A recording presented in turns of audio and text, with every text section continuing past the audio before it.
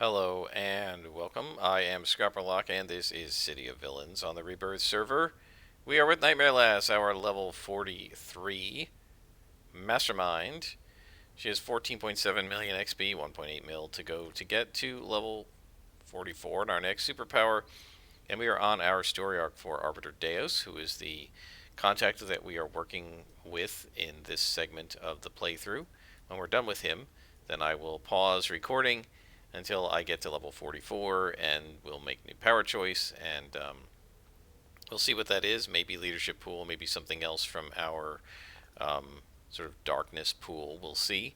But right now, we're hunting members of the Scorpion Gang. We've got one of them, and I think there are two more to go. And there may be another issue after we've defeated the three. Maybe there's like an Uber boss or something. But we'll see how it goes. Arbiter Deus says word has spread that I'm seeking members of the Scorpion Gang, and the remaining agents have gone to ground. According to my sources, Agent Dune is hiding out with the Council on Sharkhead. I want you to go over there and take him out. So we go to Sharkhead Isle, so I will pause it and bring you back when we are there. Alright, we are back, and we are outside the entrance of this cave where the council is. I just noticed that I owe 200 prestige. I could have sworn that I paid the prestige on December 15th, which is yesterday, or today. I guess I didn't, and now it thinks I'm overdue, so I've got to go pay that.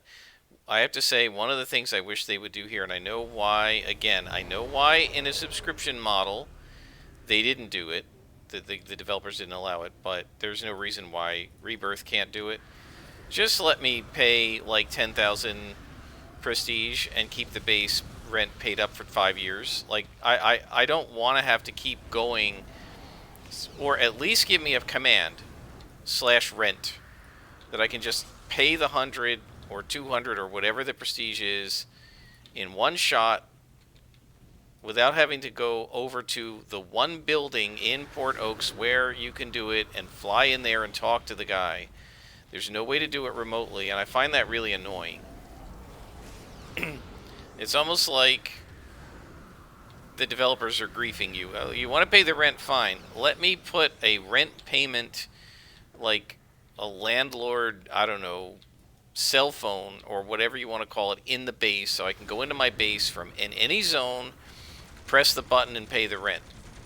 Right? Now, if you fail to pay the rent and you get locked out of your base, okay, then you've got to go talk to the guy. But as long as my rent is kept up, why can't I just pay it from the interface? And why can't I pay it ahead of time? Look, again, I know that they didn't want you to pay it up for 2 years, because then you could pay it up for 2 years and cancel your subscription, right? And then you have unsubscribed people with a base. And, I think it should have been easy enough to say, look, the rent only counts if your subscription is current. And then I guess when it was free to pay, I don't know, they'd have to do something monetary with it. I don't mind that, but we don't have subscriptions here. And it's a tiny little player base. So there isn't any reason to be regulating ownership of bases. Right? After all, they took away the restriction that only supergroups, like with multiple people, could have bases. It used to be that your supergroup had to have at least, I think it was 4 people or 5 people in it or something. You couldn't, it would get deleted if after a certain period of time you didn't have a minimum number of characters in it. I mean, there is a reason why people who wanted to create a solo supergroup back in the day, they would get somebody, a friend of theirs, to join the supergroup with them. Then they would log out with each character and bring in all their alts, and they would have 3 or 4 or 5 alts plus their original character that would be on the supergroup, so that it wouldn't get cycled out of existence. That was, again, back during Live, when they had tens of thousands of players, they had database limitations, and they had to give you a reason to want to subscribe, right? And so they were trying to kind of force people to, group up for real with other players to try and keep the economy and so forth going in the game. But again, this is a dead game. It's not being actively developed. These guys are running it on private servers. There are no subscriptions. And so some of these limitations that existed because Cryptic or Paragon Studios and, of course, NCSoft were trying to make money from us, Those elements don't need to be there. And I really wish the guys on Rebirth would. I don't need them to turn off rent. I'm perfectly happy to play it. But criminy, just let me hand the guy 1,200 prestige for the year, and then I don't have to worry about it anymore. I'm paid up, right? I mean, after all, if I'm when I was renting and I had to go away for a while, I was able to pay my landlord 2 months rent, right? I paid him. I handed him a check. I said, "This is for." Well, not the landlord personally. We didn't have physical landlords. We had, a rental office. But I went to the girl in the rental office and I said, "Here's a check for this month." And then I handed her another check and said, "Here's a check for next month because I'm going to be out of town when the rent is due." And she said, "That's fine." And they just applied it to my rent. They didn't say, "You can't pay it until the 1st." They said, "Sure, we'll take your money early," right? I mean, after all, then they get to put it in the bank and collect interest on it, and I don't. So, I don't know. I find that really frustrating that you have to fly into this particular zone and talk to this particular guy, and you have to do it every single month to pay the rent, even though you've got 100,000 prestige and you could pay it for 1,000 months right now. They won't let you. And again, since this is a free server with none of the economy that existed in the live game and absolutely no reason to maintain the rules that way, I don't understand why they can't just do something about that and make it so that you can pay all the rent you want all at once. I suspect not enough people are even bothering with bases, so nobody cares, but maybe I'm wrong about that.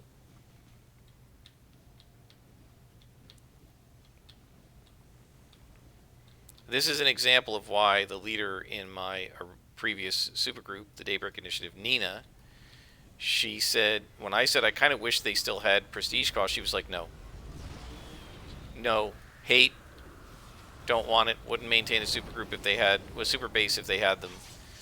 And I think this is part of the reason why, because she just didn't want to have to deal with that. Right? I still like the earning of prestige, and I think that having to buy things with prestige is great. And I think, after all, look at my character. At this point, I'd feel like, great, I've contributed 382,000 prestige to my supergroup. And many of the things in our base are there because I helped pay for them. I'm contributing. I want to contribute to my supergroup. I would be pretty happy about that.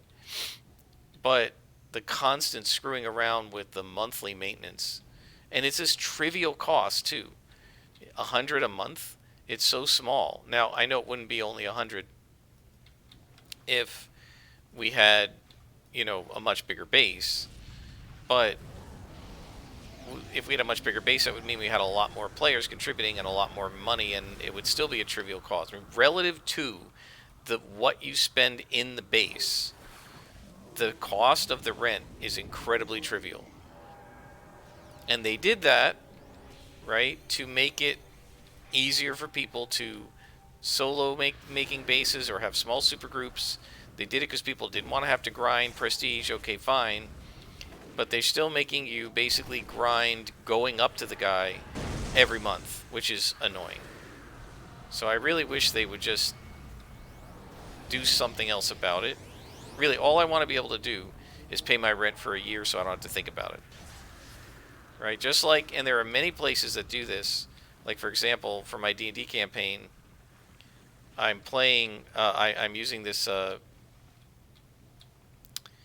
website called World Anvil to keep track of all the world crap, and my players like it, I think, because they can just go there and look stuff up.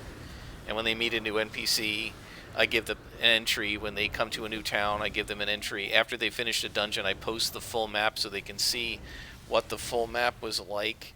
And the one player said, "Oh man, I really like that because, walking around in the virtual tabletop, I didn't have this really good sense."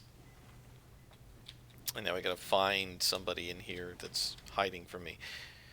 She said, "I really didn't have a good sense of proportion and space, but now that I've seen the entire map, I understand it and it makes sense to me." So she really liked it.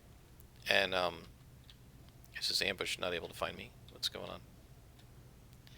So I really like having that, and it's really cool. And they charge you, I can't remember the amount. It's like $4 a month, $4.99 a month. I think it's $4 a month, or you can pay them like $42 or something for a year of their website, and then you can upgrade it to higher levels and so on. But I don't pay them on a monthly basis. I gave them a one-time fee for the year, which I'm going to have to renew in February or March.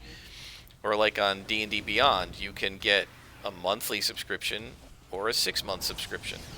So all I would like to do is be able to just pay 6 months of this and not have to deal with it every single month. Now I have no idea who we're missing in here.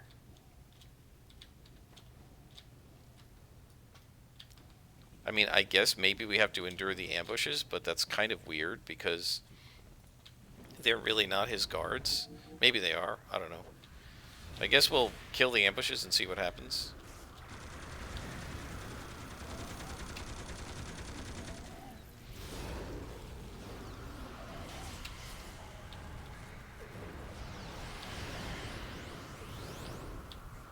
And one of the problems with this, unfortunately, in City of Heroes, and again, it's a good game, it's mostly bug-free, but one of the more common bugs in the game is that something in the mission doesn't spawn. We haven't faced that very much with this character. I only once or twice.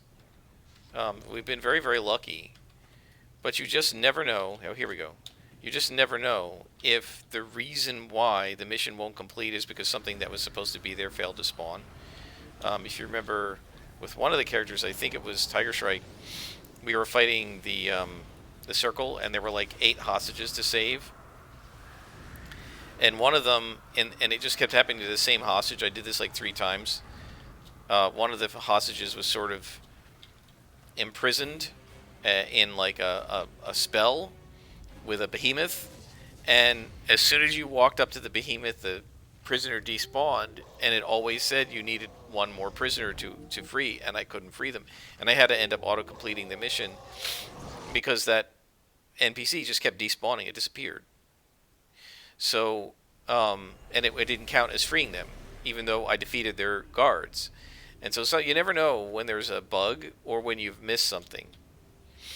That case, of course, I had missed something. Alright, so let's look at the clue. Dune said, you may have got Armatail, but you'll never touch Deathstalker. He's invincible. Yeah, right. So let's call Deus. And he says, with Dune's defeat, the Scorpion Gang is nearly broken, to be honest. I had hoped it might take you longer to complete the task. So what is he trying to do something to me? But it's done. Nothing to do but get the last guy. The last agent is Deathstalker. Let's go get him. He regrets it is necessary. Sure he does. What do we have here? Arachno's Shotgun Blast and Arachno's Power Shield. So this is nice. We turn this on. What do we got? We're almost capped on lethal resistance. Alright, so that's going to be like a good little emergency power. I don't know where the heck to put it. Let's put these over here. So we have like 10 minutes of that, which is, quite a bit. Several battles we can run it for in emergencies if we need it. Be nice if we could give it to our minions, but maybe the leadership pool will help us do that.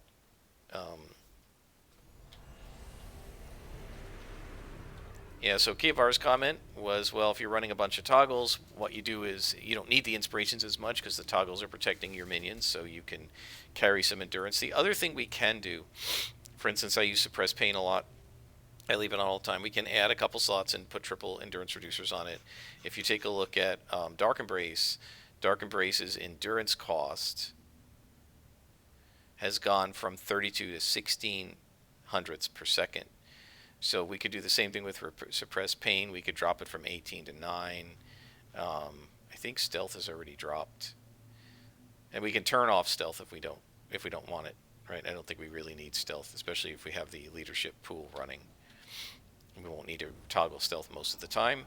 We can turn that toggle off and take that off the hotbar. And just use invisibility when we don't want to be seen.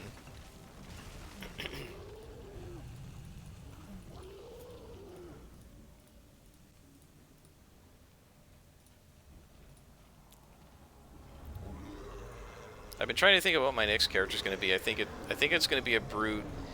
I haven't been super happy with the brute that I created to do the speed runs. He's okay, Hybrid 7, I guess, or whatever his name is. He's alright, but I kind of feel like... we got some Malta, so we got to watch out for these guys.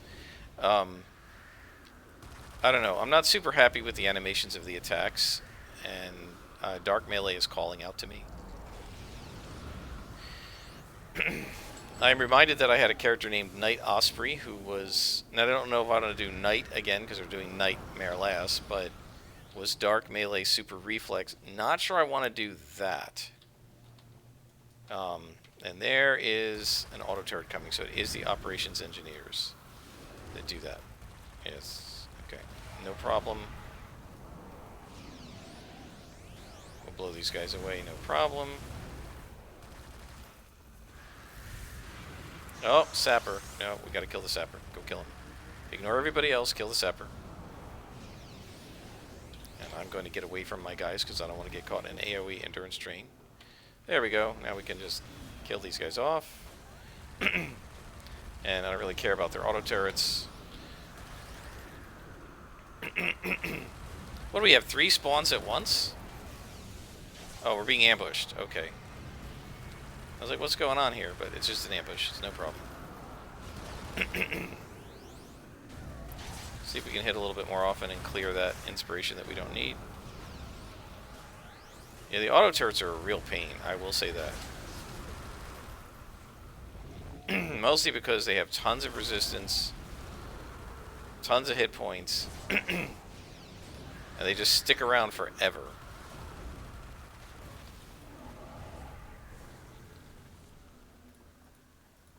Is that it, finally? Well, that was some fight. That was pretty cool.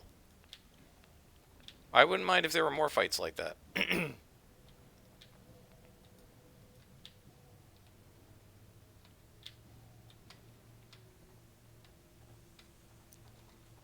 Alright, so operations engineers are going to be a pain with the auto turrets, so let's see if we can pull one. And of course I missed. With triple accuracy enhancers, I missed.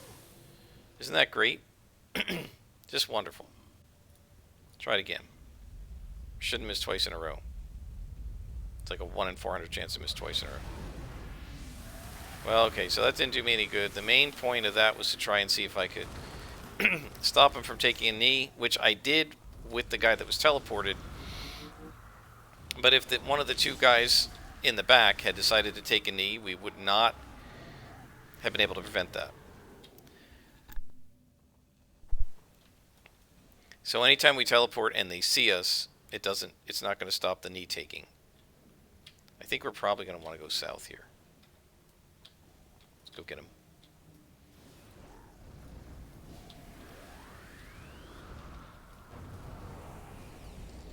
I guess we should keep refreshing this Mez defense on our bigger guys.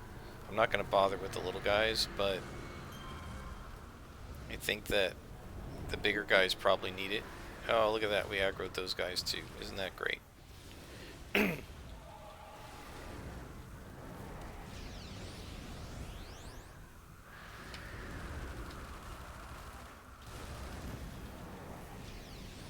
because the auto turrets are so beefy, to me the logical way to handle this is to kill off all the actual Malta first, and then go auto turret.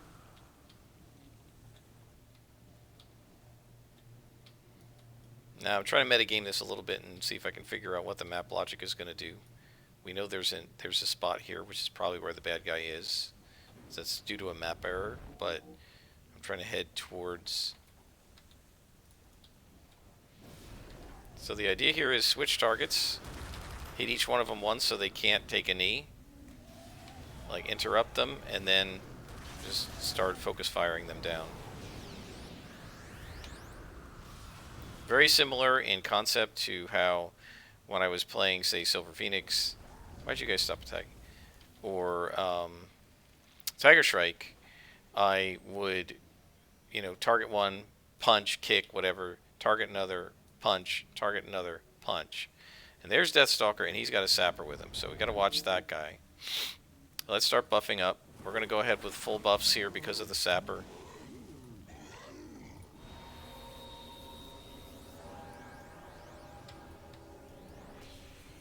Try to make sure I hit the sapper. Bring him out here.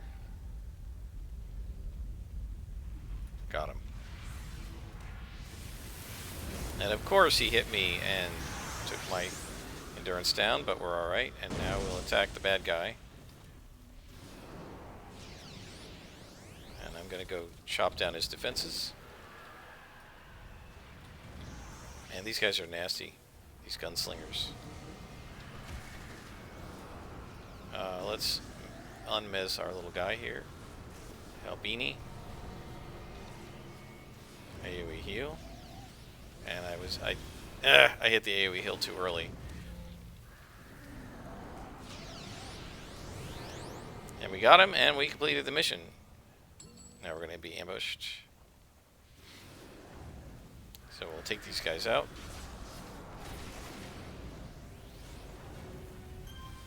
Do we get reward merits? Yes, so this looks like the end of the story arc. Should we clean these guys out? I guess we should. Why not? It's XP. Go get them. We got our buffs going, may as well.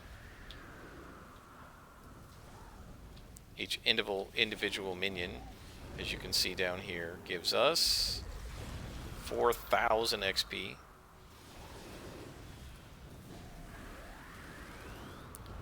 And the ambush, look at this stupidity of this. The ambush, it sometimes knows exactly where you are and goes right to you, and other times it's like, I don't know where he is. I don't know where she is. Idiots. Stupid AI. Alright. We'll beat up the Titan, and then we're going to be done with this mission. And if we look at the time, 22 minutes in, we can continue this episode. We'll see if Deus has any more missions for me. But let's head out and give him a call.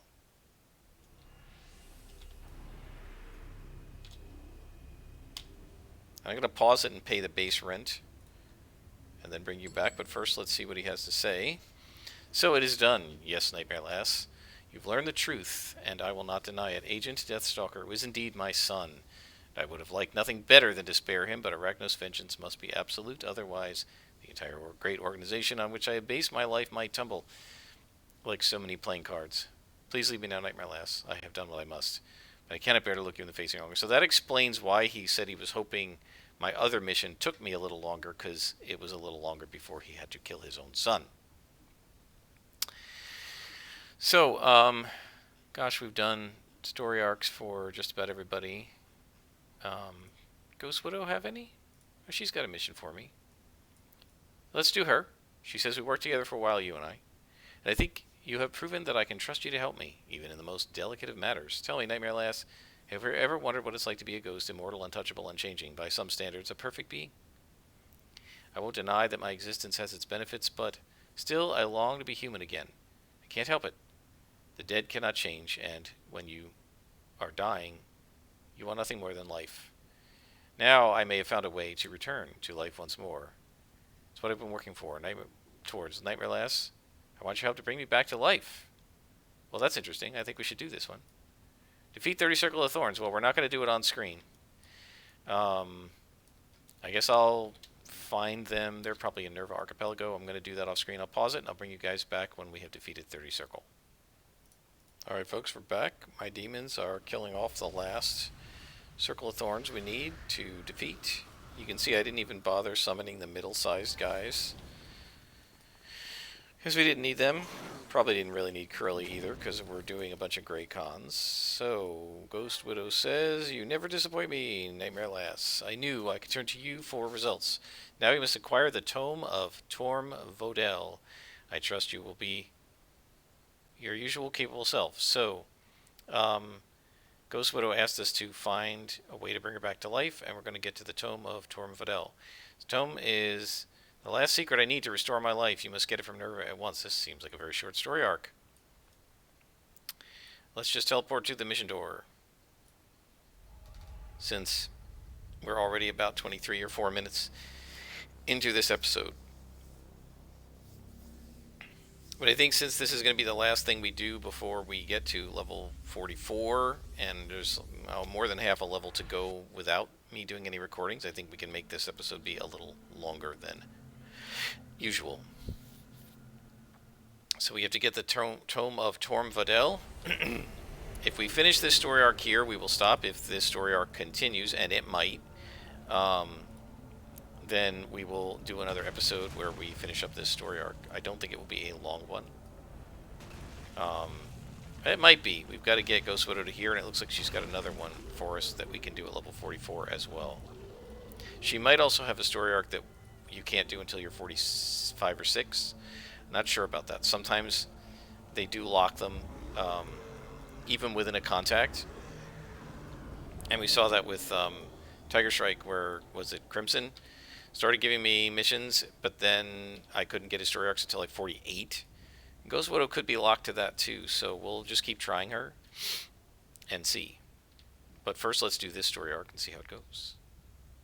So we're fighting Circle. We want to go watch out for the Behemoths and Behemoth Masters. They need to die first, and they need to die at range, so we got to hope that we get, that's it. We put them in a block of ice so they can't turn on their invincibility. And unlike the Carnival illusionist girls, who can, even while held, turn on their desolidification or intangibility or whatever it's called, the Behemoths cannot turn on their invincibility once they are held, which is the way it's supposed to work.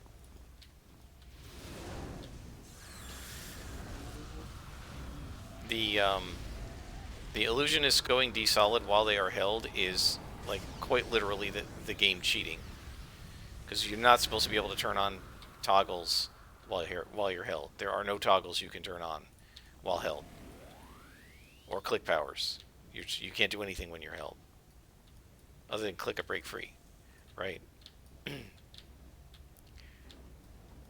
So that's the game cheating. The game like basically exploiting you. I don't like when they do that, but oh well. So we need to find the tome, and no idea where it is, so we'll just explore. While we do, I do want to talk about sort of other games. And, well, you know, one of the things I could do, obviously, and I've talked about this before, is do a Let's Play of soloing a tabletop game.